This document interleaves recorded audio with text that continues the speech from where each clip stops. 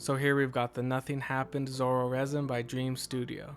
This is my first order from Fanatic Anime Store. He shipped on May 27th and arrived on June 27th. It's got this huge fragile sticker on the side and then a lot of yellow tape. It also has these plastic corners to help strengthen the box, so I had to cut them off first because they were kind of, holding it shut. So yeah, I just cut out the ones on the top so I'd be able to open the box. And I think they definitely do help to protect the box because they're like solid plastic, not too flimsy. And I paid 49 USD to get this shipped to me in the US. And luckily the box wasn't filthy because a lot of these I get are just like covered in dirt, so gross. But this one was pretty clean, thankfully, and he's light, so it was really easy to get him out of the box. I always love Dream Studio's box art. This side has some blood dripping down behind a picture of the resin, and then more blood, but this time it's going over Zoro, and we see his name in Japanese and English. Then we've got the manga panel up there on this side and the 3 resins that are in this set. Starting to want the other 2 now. The back of the box has his name at the top and then a colored picture of him down here, and behind him are some manga panels showing some of his moments. Dream Studio box art is my favorite so far, and it looks like they actually put some thought into the packaging on this. They got this strap that you can use to easily just pull it out of the box. And it's got their name and symbol right there, Dream Studio.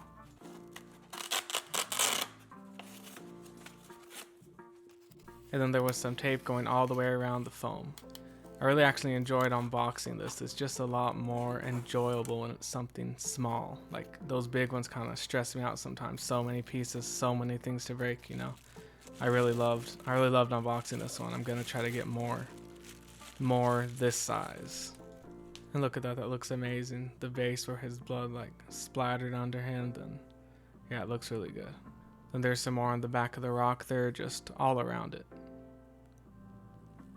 And now for the back, I've got number 167 of 299, so that's a pretty big edition size compared to most of the ones I've been buying. And now we've got Zoro out, and just look at that detail. This is beautiful. He looks amazing. Then yeah, he's got blood going all the way down him and some really nice detail there where his pants are torn up. Also on the back, there's a little spot torn up. You can see his skin through there, and he's also a little scratched up right there on his back. Just really great detail throughout this whole thing. There's a little hole and indentation there for his foot to go in, and it doesn't look like there's anything on the other side, so he must go in with just one foot. Yeah, see, this one's just flat, then the other one has a peg on it to go into the hole. And he's got this little piece of black foam there keeping the head in place. Yeah, so he only has 3 pieces.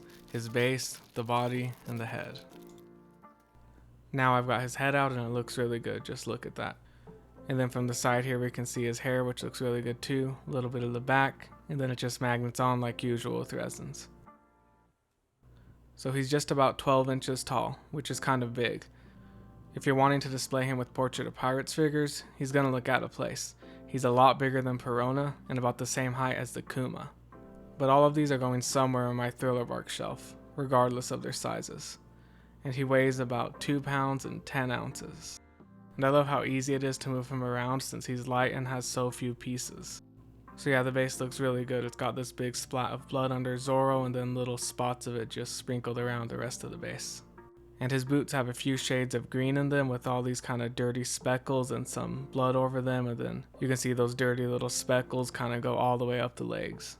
I just love the detail and shading on these, and look at that, the detail where it's like all torn up. You can see his knee in there, all the blood coming out, just looks really well done. And then this one, the other leg looks just as good, even more holes in it, more torn up. Just love the detail on this.